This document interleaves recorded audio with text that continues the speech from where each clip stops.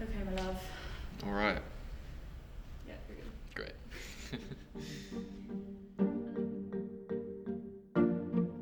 When I heard that we weren't gonna be coming back to school, I was like, okay, like maybe for like a week or two, and then we'll come back and it'll be okay. And things just like seemingly kept getting extended and kept getting worse. And then before I knew it, like I was by myself in San Marcos and no one came back, and it was very strange.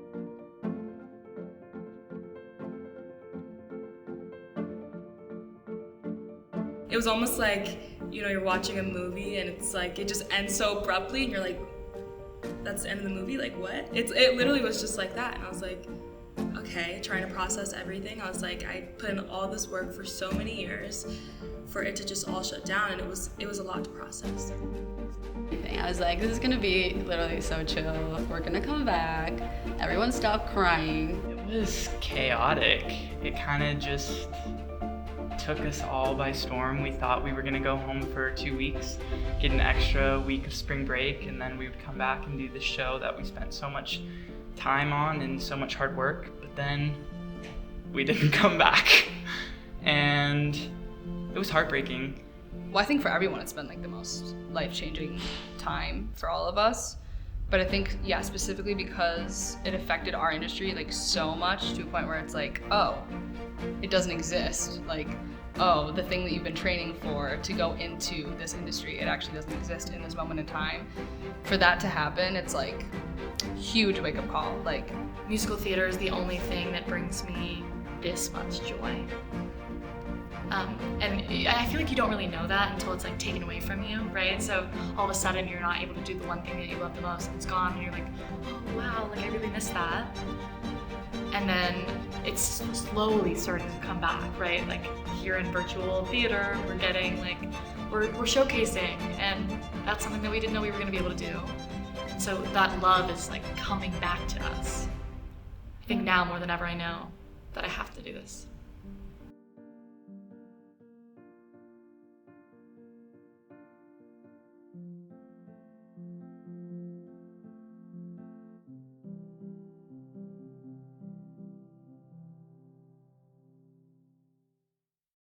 Now to growing concerns about the deadly coronavirus officially hitting the U.S. The first confirmed U.S. case of the contagious coronavirus We have a new name now in for Washington the state. coronavirus. The World Health Organization has officially called it COVID-19. The breaking news, stay at home. That is the order tonight from 4 state governors as the coronavirus pandemic spreads. New York, California, Illinois, and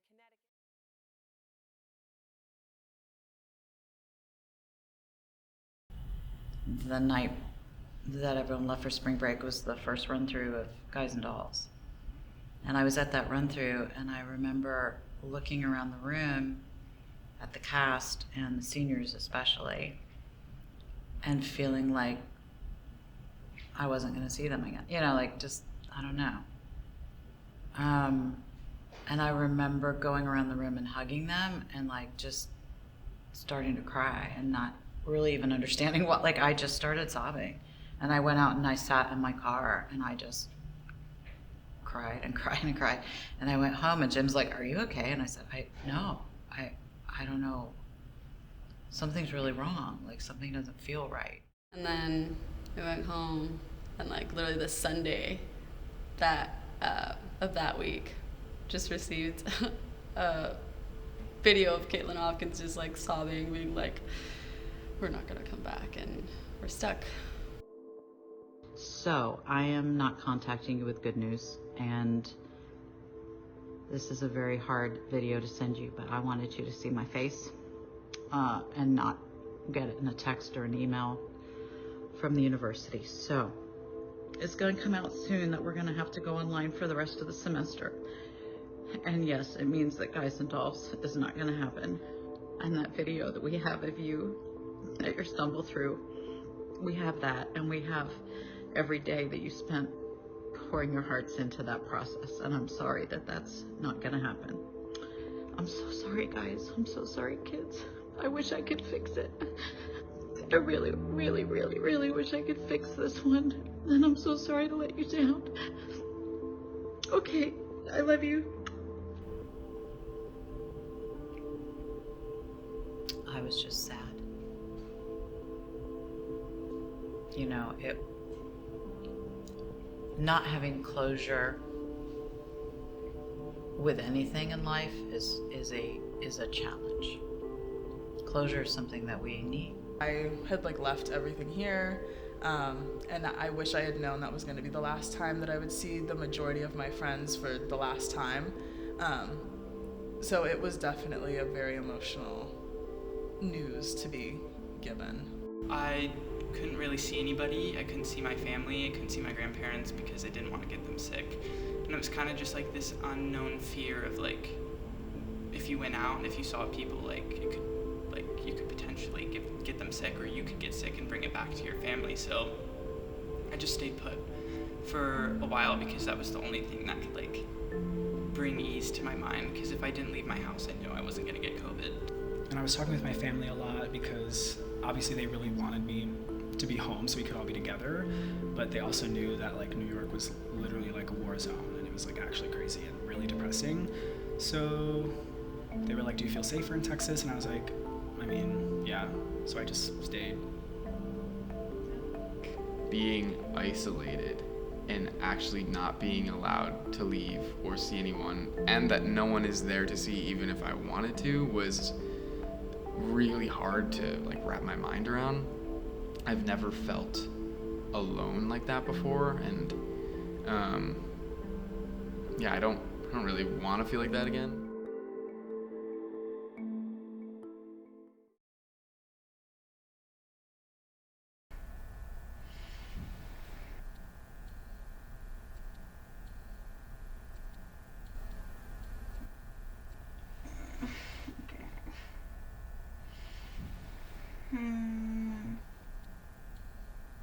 Literally just want to lay here. I hate getting out of bed.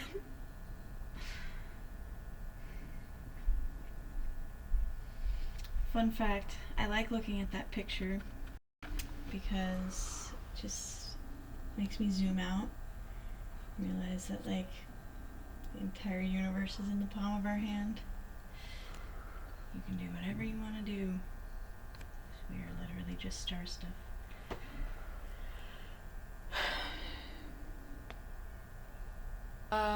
Normally I wake up and I'll stretch in my bed. I love my morning stretching. And then brush my teeth, wash my face, put my oil, moisturizer on. I will take my guitar class and then normally walk to Joe's. I just like getting outside and walking. And I'll do, if I remember to, I'll do some yoga just in my space here. I'll do downward dog and plank stuff. Mostly it's just I don't know, I just let my thoughts roll. I just kind of check in with myself. Yeah, who am I gonna be seeing today? What do I have to prepare for? Stuff for rehearsal, what notes do I have to go over?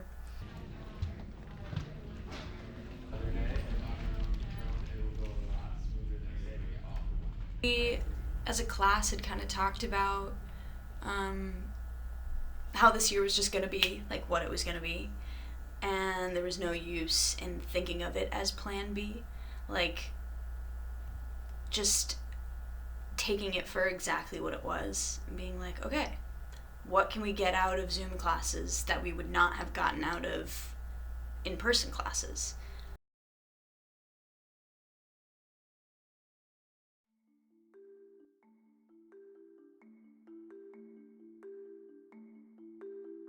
I feel when Zoom school first started, I was very distracted. I probably wasn't doing all the things that I probably should have been doing, getting the work done to the fullest extent, just because everything had kind of gotten taken away from us. So just kind of adapting to being online and not being able to see my friends in person and get the notes that I need to from my teachers and fully understand it was really hard for me, especially in dance, because I struggle in that the most, and not being able to get individualized notes that she can correct me right then and there. For me, it was no longer helpful. So Zoom University for me was definitely very taxing. Definitely got multiple noise complaints. Tapping in an apartment is not it. We had these like big boards that we would like set down in our living room. We would take out our couch, we'd take every piece of furniture we had in our living room and put it like in this hallway, and we would have like the dance class like on our big TV, and we would just like all take class. And some days it was just like fun because it's like, oh, like our little home studio, like aren't we cool taking dance class from home? But other days it was just like, my bed's right there. Like, it's so hard to like separate school and home when it's in the same place, and that was something that was really difficult. Okay, that was a nightmare. That was truly, now that you ask, probably the hardest thing that the faculty went through. Because I'm not kidding, every week it changed. So we were all updating our syllabus as usual in case we were in person. We were creating a second syllabus that was if we were fully online, which there are things you can do online and things you can't depending on the class. So then you're having to modify the syllabus to maybe think of a different way to accomplish that, or maybe you bump it to the next year. Cassie and I were having conversations about, okay, which dance classes do we think we can do successfully online, which can we not, in which case, let's flip them, right? So now you've got to figure out, well, am I able to cover everything in my syllabus? And if I'm not, when do I make it up? How do I fix that?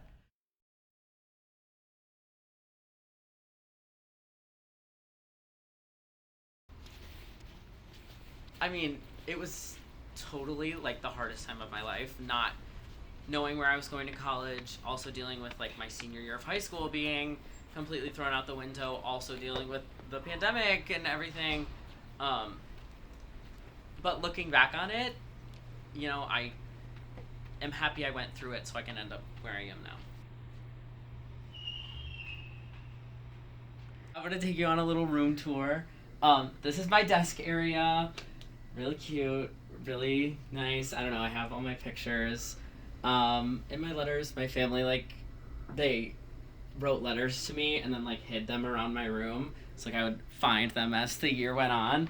And so that's really cute. I have my snack drawer in here. Right now it only has pretzel M&Ms, which is a little bit of a problem, but I'll fix that. Here's my bed. Yeah, not much. I have a little neon sign. We have, like, really cute lights for when it gets dark. And then here's our little window. We got really nice light during the day.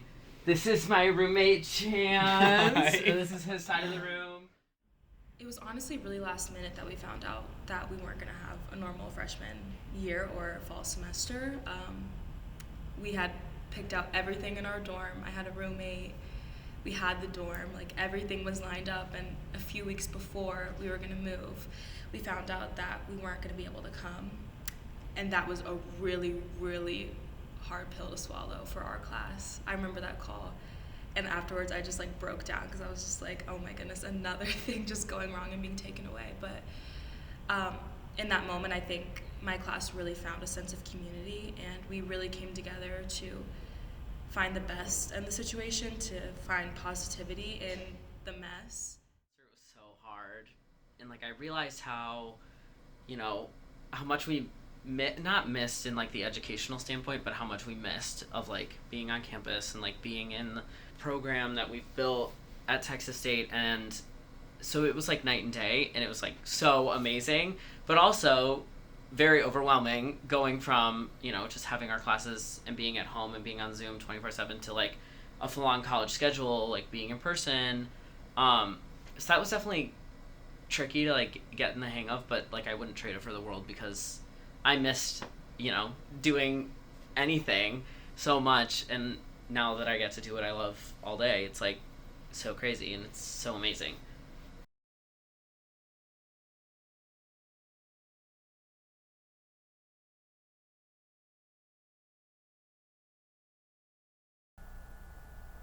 Yeah, I mean, like, rehearsal's my favorite part of the day.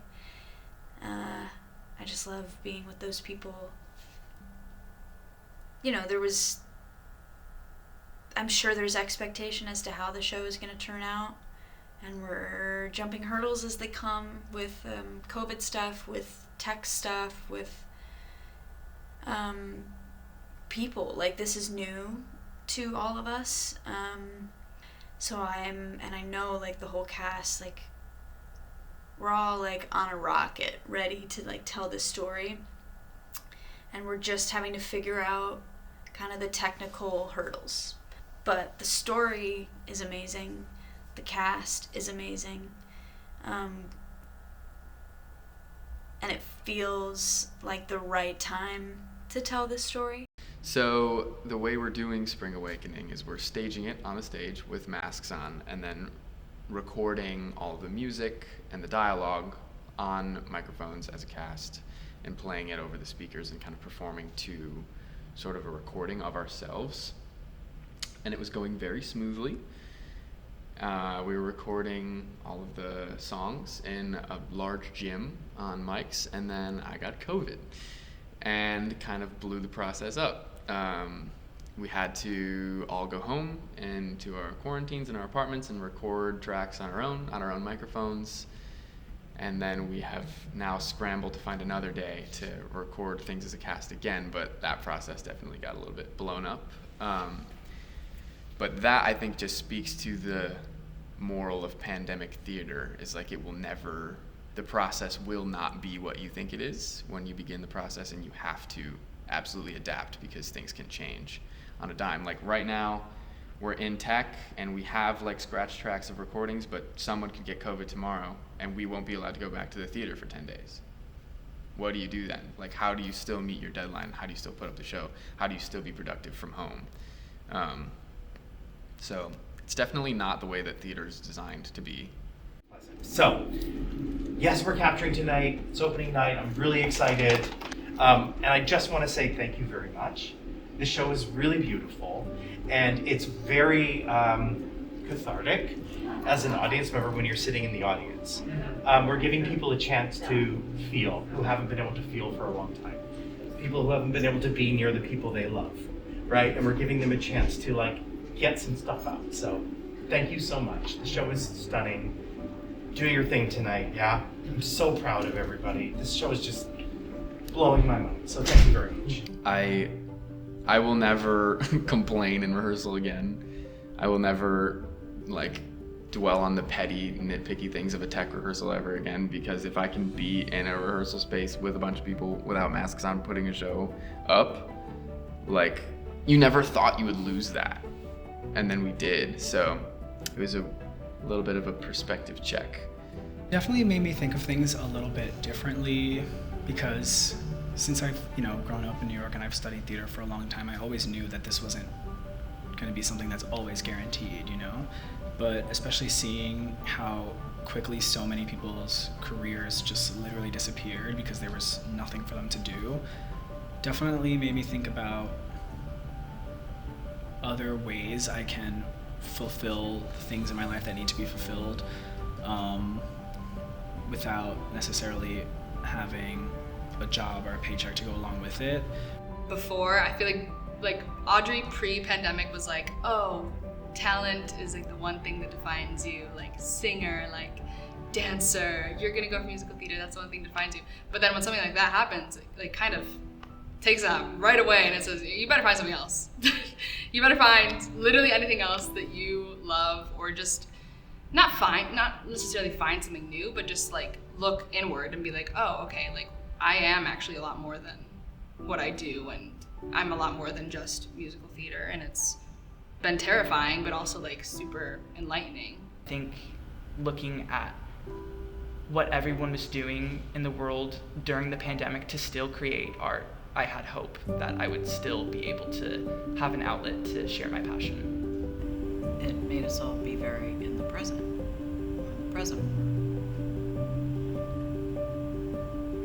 So that lesson of how do you choose to live in the world and what do you choose to give value to, that's changed. I'm changed.